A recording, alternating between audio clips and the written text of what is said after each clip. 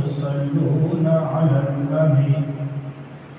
يا أيها الذين آمنوا صلوا عليه وسلموا تسليما اللهم صل على اسم محمد في الأسماء اللهم صل على روح محمد في الأرواح اللهم صل على جسد محمد في الأجساد اللهم صل على روضة محمد في الرياض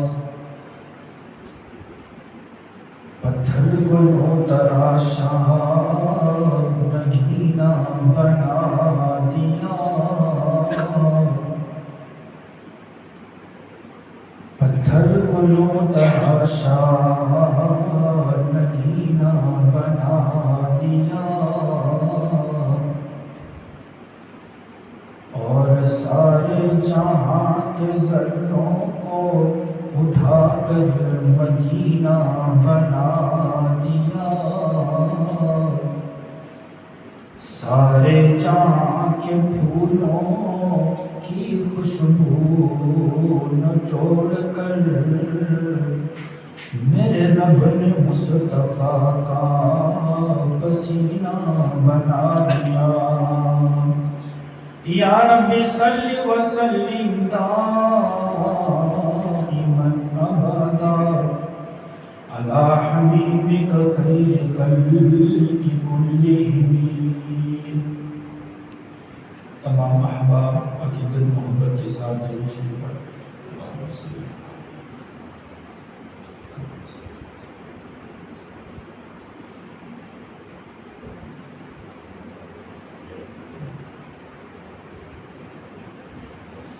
انتہائی قابل احترام معزز سامعین گرامی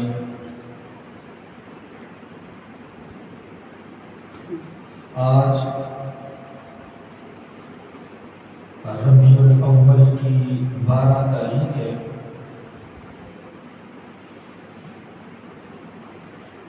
پچھلے جمعۃ المبارک کے اوپر نبی علیہ السلام کی آمد سے پہلے آقا علیہ السلام ابھی دنیا کے اوپر تشریف نہیں لائے تھے تو اس کے اوپر گفتگو کی تھی اور پھر نبی علیہ السلام تشریف لائے اور پھر ساتھ ساتھ میں نے یہ بھی عرض کیا تھا کہ نبی علیہ السلام کی ولادت کے بارے میں کون سی تاریخ تھی تو تاریخ کے حوالے سے مختلف روایات ہیں بعض روایتوں کے اندر 8 تاریخ آتی ہے بعض کے اندر 9 بعض کے اندر 12 بہرحال نبی علیہ السلام ابھی دنیا کے اوپر تشریف نہیں لائے تھے اور یہ ارض و سما یہ 18,000 مخلوقات اور پوری کائنات کو وجود نہیں ملا تھا آدم علیہ السلام کو نبوت نہیں ملی تھی نوح علیہ السلام کو نبوت نہیں ملی تھی المختصراً 1,24,000 کم و بیش انبیاء علیہ السلام ابھی دنیا میں نہیں آئے، کسی کا ذکر چرچا نہیں تھا، تو سب سے پہلے اگر خالق کائنات کے دل و دماغ کے اندر، اگر خالق کائنات کے علم کے اندر اگر کوئی وہ ذات تھی تو وہ صرف اور صرف آقا علیہ الصلوۃ والسلام کی ذات مبارکہ تھی۔ اور اس اختلاف کے اندر آ کر بعض لوگ خوشی مناتے ہیں، بعض خاموش رہتے ہیں، تو ہمیں کیا کرنا چاہیے؟ تو ہمیں پورے سال کے اندر دن ہو یا رات ہو،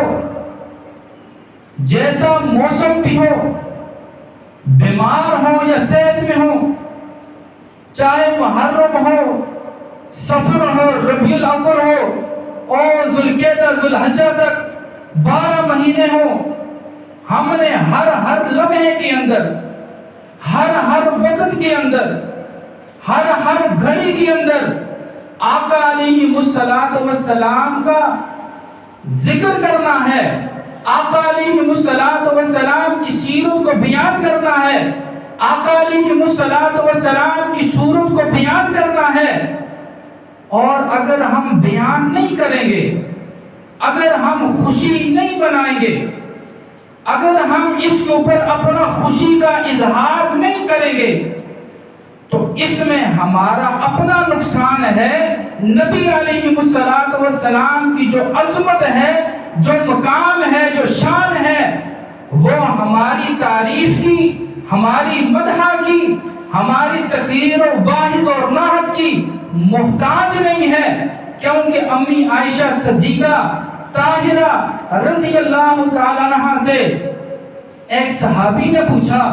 کہ امی جان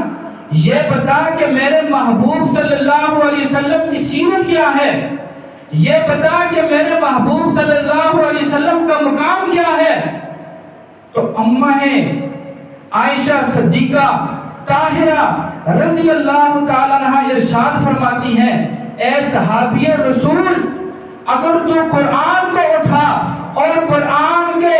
الف لام میم سے لے کر والناس کی سین تک 30 پارے پڑھ دے، 114 سورتیں پڑھ دے، ہر آیت کے اندر، ہر جملے کے اندر، ہر رکوع کے اندر، ہر سورت کے اندر، ہر سپارے کے اندر، ہر منزل کے اندر تو میرے محبوب صلی اللہ علیہ وسلم کی سیرت اور صورت کو دیکھے گا۔ اور اس کے اوپر بہت ساری مثالیں ہیں، قرآن پڑھا ہے۔ اور اسی کے ساتھ ساتھ میں یہ بھی عرض کرتا چلوں، خالق کائنات نے حضرت آدم علیہ السلام کا نام لیا، نوح علیہ السلام کا نام لیا، موسیٰ علیہ السلام کو نام لے کر پکارا،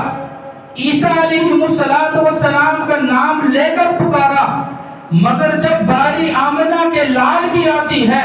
جب باری عبداللہ کے در یتیم کی آتی ہے، جب باری امام الانبیاء حضور سرور کونین صلی اللہ علیہ وسلم کی آتی ہے، تو خالق کائنات نے نام نہیں لیا، کبھی والضحیٰ کہہ کر پکارا، کبھی واللیل کہہ کر پکارا، کبھی ماذا والبصر کی آنکھوں والا کہہ کے پکارا، کبھی والضحیٰ کے چہرے کا ذکر کہہ کے پکارا، اور کبھی میرے محبوب صلی اللہ علیہ وسلم کے شیر مکہ کی قسمیں کھائیں، فرمایا لا اقسم بہذا البلد، اے میرے محبوب صلی اللہ علیہ وسلم، تیرے حسن کی بھی قسمیں، تیرے جلال کی بھی قسمیں، تیرے کمال کی بھی قسمیں، تیری آنکھوں کی بھی قسمیں، تیری واللیل کی بھی قسمیں، تیری کملی کی بھی قسمیں، اور میرے محبوب صلی اللہ علیہ وسلم تیرے شہر کی بھی قسم۔ اور جس شہر کے اندر میرے آقا تشریف لائیں وہ شہر عظمت والا بن جائے، جس دور کے اندر میرے محبوب صلی اللہ علیہ وسلم تشریف لائیں وہ دور عظمت والا بن جائے، اور جس گھرانے کے اندر میرے محبوب صلی اللہ علیہ وسلم تشریف لائیں وہ گھرانہ بڑی عظمت والا، بڑی شان و شوکت والا بن جائے، اور اسی طرح جس گھر کے اندر میرے محبوب صلی اللہ علیہ وسلم تشریف لائیں اور پھر جس ماں کا دودھ پئیں اور پھر اپنی حقیقی ماں کے علاوہ جو اپنی رضائی ماں ہے اس کا دودھ پئیں، پھر ان کی شان اور عظمت کے کیا کہنے ہیں۔ اور اسی طرح مثال کے طور پر آپ یہ سمجھ لیجئے کہ ایک خوشی ہوتی ہے ایک انسان تک، ایک افراد تک، ایک فرد واحد تک ایک خوشی ہوتی ہے، یعنی ایک آدمی کو کوئی اچھا خواب آ گیا، ایک آدمی کو کچھ اچھی چیز مل گئی، اس کے بارے کے اندر، اس کے دل کے اندر، اس کے من کے اندر اس کو خوشی محسوس ہوتی ہے۔ اور اسی طرح ایک خوشی ہوتی ہے کہ وہ پورے گھر والوں کے لیے خوشی ہوتی ہے۔ مثلا ایک گھر کے اندر ایک بچہ حافظ قرآن بن گیا، عالم دین بن گیا، تو سارے گھر والوں کو خوشی ہوتی ہے۔ اور اسی طرح ایک خوشی پوری قبیلے والوں کو خوشی ہوتی ہے، پورے خاندان والوں کو خوشی ہوتی ہے۔ وہ خوشی کی مثال آپ یہ سمجھیں کہ ایک آدمی الیکشن کے اندر جیت گیا اور اس کو کامیابی مل گئی، تو جتنی برادری والے ہیں، جتنی قوم والے ہیں، وہ سارے کے سارے خوش ہوتے ہیں کہ آج ہمارا جو نمائندہ تھا وہ جیت گیا۔ اور اسی طرح ایک خوشی ہوتی ہے اپنے محلے والوں کے اوپر۔ ایک شخص ایسا ہوتا ہے جو پورے محلے کی نگرانی کرتا ہے، پورے محلے کے اوپر اس کو دسترس ہوتی ہے کہ کون آتا ہے، کون جاتا ہے، اور اس کے اوپر بھی پورے محلے والوں کو خوشی ہوتی ہے، ایک مسرت ہوتی ہے۔ اور اسی طرح ایک خوشی ایسی ہوتی ہے جو پورے ملک کے اندر ہوتی ہے۔ مثلا اگر ملک کا چیف آف آرمی اچھا آدمی ہے، غیرت مند آدمی ہے، جرأت والا آدمی ہے،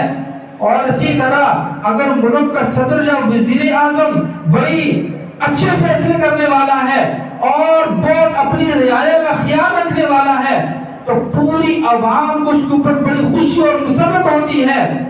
اور اسی طرح پھر دیکھیں یہ چھوٹی چھوٹی خوشیاں ہیں، مگر ان تمام خوشیوں سے بڑھ کر سب سے بڑی وہ خوشی جس خوشی کے بارے میں میرے محبوب صلی اللہ علیہ وسلم قرآن کریم فرقان حمید کے اندر فرماتے ہیں اور اس خوشی کا تذکرہ فرماتے ہیں۔ اور آپ دیکھ لیجئے خالق کائنات نے اس خوشی کا تذکرہ کیسے فرمایا۔ آپ دیکھ لیجئے اللہ رب العزت نے ہم کو یہ وجود بخشا مگر کبھی احسان نہیں جتلایا۔ خالق کائنات نے ہمیں دیکھنے کے لیے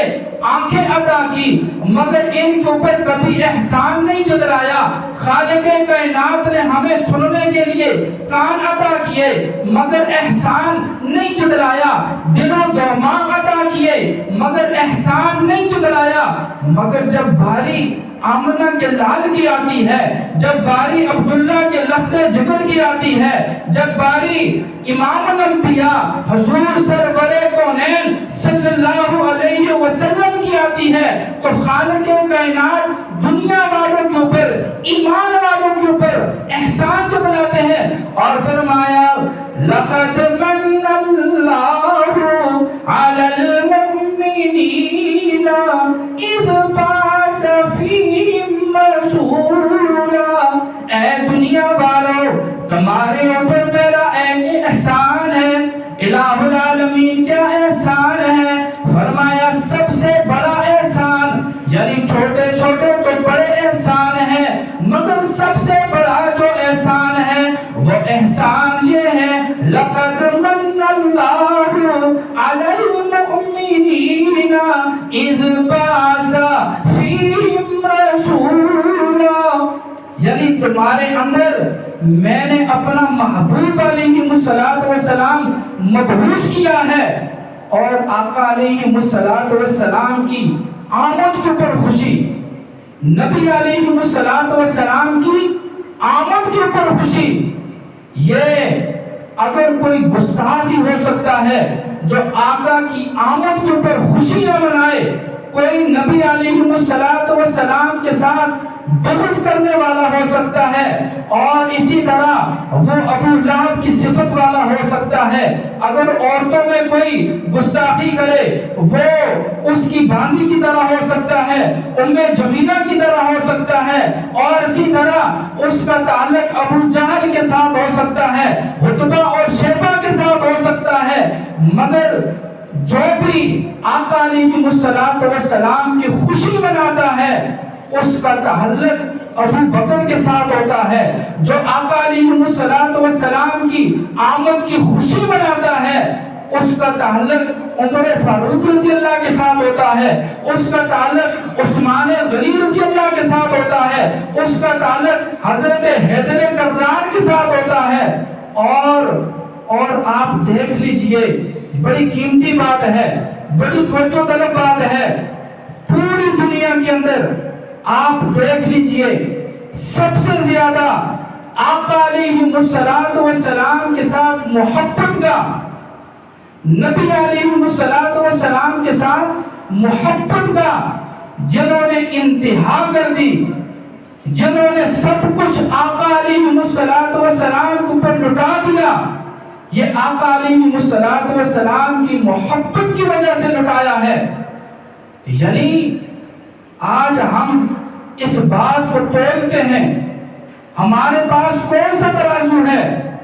کہ نبی علیہ السلام کے ساتھ اتنی محبت ہو، اتنی محبت نہ ہو، یہاں ایسا ہو، ایسا ہو۔ یعنی نبی علیہ السلام کو ہم سب نے، یہ عقیدہ کی بات ہے،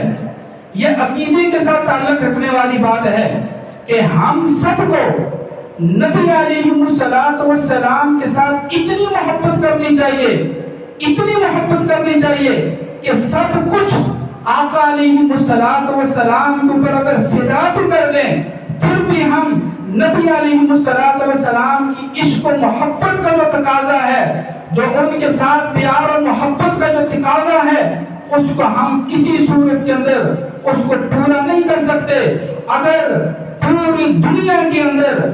اور نبی علیہ السلام کے صحابہ کرام سے بڑھ کر کسی نے نبی علیہ السلام کے ساتھ محبت کا جو درجہ ہے وہ اعلیٰ درجے تک نہیں پہنچ سکے۔ اور دیکھ لیجئے کہیں آپ کو روایات کے اندر یہ چیز نہیں ملے گی کہ نبی علیہ السلام نے یہ فرمایا ہو، یعنی کسی روایت کے اندر، کسی کتاب کے اندر آپ کو یہ بات نہیں ملے گی۔ میں دعوے کے ساتھ کہتا ہوں کسی کتاب کے اندر، احادیث کے اندر آپ کو یہ بات نہیں ملے گی کہ نبی علیہ السلام نے صحابہ کرام کو حکم دیا ہو کہ آپ میرے وضو کے پانی کو نیچے نہ گرنے دیں۔ کسی کتاب کے اندر آپ کو یہ بات نہیں ملے گی، مگر صحابہ کرام کی محبت تھی، ان کا آقا علیہ السلام کے ساتھ عشق و پیار تھا۔ وہ نبی علیہ السلام کا وضو کا جو ماہ مستعمل جو ہے، جو وضو کرتے وقت جو پانی گرتا ہے جسم مبارک سے، اس کو صحابہ کرام اٹھا لیتے تھے، نیچے اپنے ہاتھ مبارک رکھ دیتے تھے۔ آقا علیہ السلام جب تھوکتے تھے تو نبی علیہ السلام کی جو لحاف مبارک ہوتا، جو تھوک مبارک ہوتی، اس کو صحابہ کرام اپنے جسم کے اوپر مل دیا کرتے تھے۔ اور اسی طرح دیکھ لیجئے ان سب سے بڑھ کر آگے ایک اور بڑی عجیب روایت ہے۔ ایک صحابی ہیں، نبی علیہ السلام نے ایک مرتبہ پیشاب کیا، تقاضا کیا، اور وہ جو چھوٹا پیشاب تھا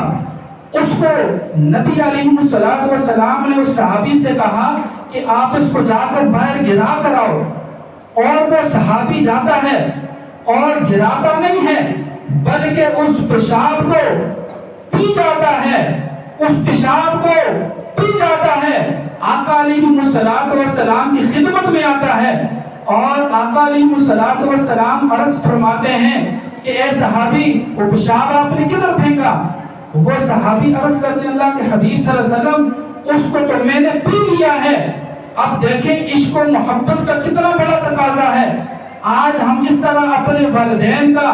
اور اسی طرح کسی اپنے پیر و مرشد کا، اسی طرح ہم اپنے استاد کا اس طرح ادب کر سکتے ہیں، اور نہ ہی نبی علیہ الصلوۃ والسلام کا اتنا ہم ادب کر سکتے ہیں۔ اگر ادب کی انتہا کی ہے تو وہ صحابہ کرام رضوان اللہ تعالی علیہم اجمعین نے کی ہے، اور ان صحابہ کرام کے اوپر پھر خالق کائنات نے قرآن کریم کو نازل فرمایا اولئک هم الفائزون، اولئک هم المتقون، اولئک هم الراشدون رضی اللہ عنہم ورضوا عنہ۔ اور اسی طرح محمد الرسول اللہ والذین معہ اشداء علی الکفار رحماء بینہم تراہم رکعا سجدا یبتغون فضلا من اللہ ورضوانا سیماہم فی وجوہہم من اثر السجود ذالک مثلہم فی التوراۃ ومثلہم فی الانجیل۔ یعنی ایسی عظمت خالق کائنات نے ان کو کس وجہ سے ادا کی؟ یعنی اسلام لانے سے پہلے انہوں نے نمازیں نہیں پڑھی تھی، انہوں نے صدقہ و خیرات نہیں کیے تھے، مگر جو ہی صحابہ کرام نے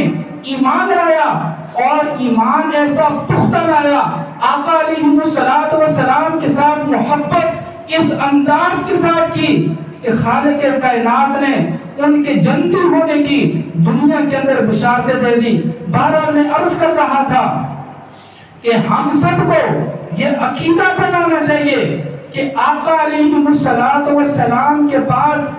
جتنا علم بھی ہے وہ سارے کا سارا علم عطائی ہے، وہ خالق کائنات کی طرف سے بھی کیا ہے۔ اور اسی طرح اللہ تبارک و تعالیٰ قرآن کریم کے اندر فرماتے ہیں الحمدللہ رب العالمین، یعنی تمام تعریفیں اس جہان کے پالنے والے کے لیے ہیں جو رب العالمین ہے۔ مگر جب باری آمنہ کے لال کی آتی ہے تو خالق کائنات فرماتے ہیں وَمَا أَرْسَلْنَاكَ إِلَّا رَحْمَةً لِلْعَالَمِينَ، یعنی میرے محبوب صلی اللہ علیہ وسلم تمام جہانوں کے لیے رحمت بنا کر بھیجے گئے ہیں۔ اور اگر آقا علیہ الصلوۃ والسلام تشریف نہ لاتے تو اس طرح آج ہم مسجدوں میں بیٹھے نہ ہوتے۔ اگر آقا علیہ الصلوۃ والسلام تشریف نہ لاتے اس طرح آج ہمارے سامنے یہ دنیا کے نظارے، یہ چاند کا چمکنا، یہ ستاروں کا دھمکنا، اسی طرح سورج کی روشنی اور اسی طرح پورا نظام چلنا یہ نہ ہوتا۔ یہ ساری کائنات کو جو وجود ہے، اس کو جو عظمت ملی ہے، جو شان ملی ہے، جو مقام ملا ہے، وہ آقا علیہ الصلوۃ والسلام کی وجہ سے ملا ہے۔ اور ہم سب کو جو تیری امتوں کے اوپر جو مقام ملا، یعنی ہماری زندگی تو بہت تھوڑی ہے، مختصر ہے، 60-70 سال، زیادہ سے زیادہ 100 سال، 120 سال، مگر اللہ تبارک و تعالیٰ نے اس امت کو جو مقام دیا ہے، جو مرتبہ دیا ہے، جو شان عطا کی ہے، وہ صرف اور صرف نمازوں کی وجہ سے نہیں، ذکر اذکار کی وجہ سے نہیں، صدقہ و خیرات کی وجہ سے نہیں، صرف اور صرف آقا علیہ الصلوۃ والسلام کی وجہ سے دی ہے۔ اور ہم اس نعمت عظمی کا شکر بھی ادا کریں، اور شکر کیسے ادا کریں کہ ہم دیکھیں کہ ہمارا چلنا ہو، ہمارا اٹھنا ہو، ہمارا بیٹھنا ہو، ہمارے معاملات ہو، اور جتنی بھی ہماری زندگی ہے، ہم اس سب کے اندر یہ دیکھیں کہ آیا یہ نبی علیہ الصلوۃ والسلام کی تعلیمات کے مطابق ہے یا ان کی تعلیمات سے ہٹ کر ہے۔ اسی طرح بات لمبی ہوتی جاتی ہے۔ ابو بکر صدیق رضی اللہ تعالیٰ عنہ سے حضرت عمر فاروق رضی اللہ نے پوچھا کہ اے ابو بکر آپ کو یہ اتنا مقام اور مرتبہ کیسے ملا؟ تو انہوں نے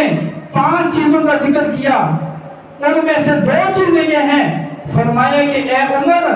مجھے یہ مقام اور مرتبہ اس وجہ سے ملا ہے کہ میرے سامنے 2 چیزیں ہوتی ہیں، یعنی ایک راستہ غلط ہوتا ہے، ایک غلط کام ہوتے ہیں، ایک صحیح کام ہوتے ہیں، اور میں چناؤ کرتا ہوں صحیح کام کا۔ اور اسی طرح اگر میرے سامنے ایک مظلوم آ جاتا ہے، ایک اسی طرح دوسرا کوئی اور آدمی آ جاتا ہے تو میں کوشش کرتا ہوں کہ مظلوم کا ساتھ دوں. اسی طرح بہت ساری چیزیں انہوں نے ارشاد فرمائی. تو بہرحال کہنے کا مقصد یہ ہے کہ ہم سب نبی علیہ السلام کے ساتھ محبت ایسے کریں کہ جیسے صحابہ کرام نے کی اور کر کے دکھائی. اور اگر ہم اپنی طرف سے محبت کرنا شروع ہو جائیں گے یہ محبت نہیں ہوگی. محبت آقا علیہ السلام کے ساتھ قرآن اور حدیث کے مطابق کی جائے گی. اور جس طرح ہمیں صحابہ کرام کے واقعات ملتے ہیں, آپ ایک کتاب ہے اس کا مطالعہ کریں, اسد الغابہ فی معرفت الصحابہ, جس کے اندر جتنے بھی صحابہ کرام ہیں ان تمام کی زندگیاں ہیں کہ انہوں نے نبی علیہ السلام کے ساتھ کیسے محبت کی, کیسے اپنی زندگی بسر کی. اللہ رب العزت جو کچھ کہا سنا سب کے اوپر عمل پیرا ہونے کی توفیق نصیب فرمائے. وما علینا الا البلاغ, سنت ادا کر دیں.